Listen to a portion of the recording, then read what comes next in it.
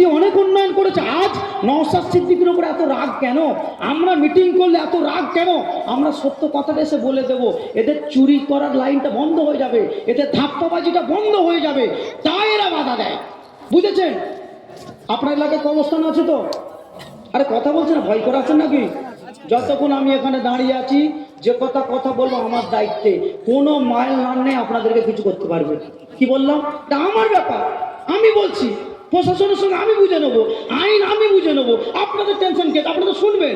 হ্যাঁ, শোনার পরে যদি মনে হয় যে না পরিবর্তন হওয়ার দরকার আছে, যে না সত্যি চেঞ্জ হতে হবে, আমার বাচ্চার কথাটা ভাবতে হবে, আমার ছোট মেয়ের কথা ভাবতে হবে, রাজ্যের কথা ভাবতে হবে, দেশের কথা ভাবতে হবে, তখন পরিবর্তন হবে। আর যদি মনে করেন না যেভাবে আছি থাকি, কিছু করার নেই। তো কর্মস্থান আছে না নাই? তো কর্মস্থানে এখন ইন্তেকাল, কেউ মারা গেলে মাটি দিতে জানতো, মুরব্বী মাটি দিতে জানতো। আগামী দিনে মসজিদের জায়গা, কর্মস্থানের জায়গা, মমতা ব্যানার্জির সরকার এমন আইন তৈরি করে দিয়েছে, সার্চ করে দেখবেন 1 নম্বর খতিয়ানের মধ্যে চলে যাচ্ছে। আগামী দিনে আপনি কেউ মারা গেলে কবরস্থানে মাটি দিতে যাবেন, এখন যেমন পাচ্ছেন পারবেন না, অলরেডি হচ্ছে, খবর নেবেন। মমতা ব্যানার্জি করে দিয়েছে, যেগুলো বাকি আছে এগুলো হয়ে যাবে।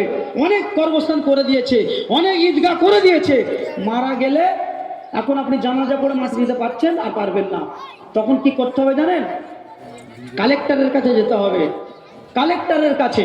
ঠিক যেমন জন্ম সার্টিফিকেট করতে গেলে অনেকে সই লাগে, মেম্বার টেম্বারে সই লাগে, নাহলে জন্ম সার্টিফিকেট হয় না।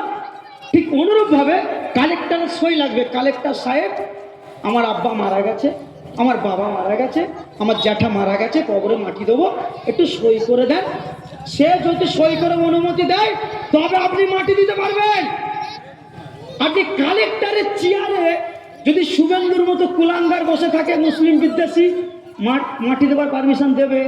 বলুন বলুন।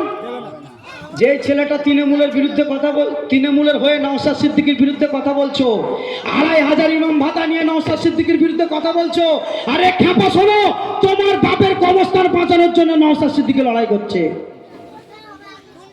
তোমার বাপের মসজিদ ওয়াকফের জমি বাঁচানোর জন্য নওশাদ সিদ্দিকী লড়াই করছে।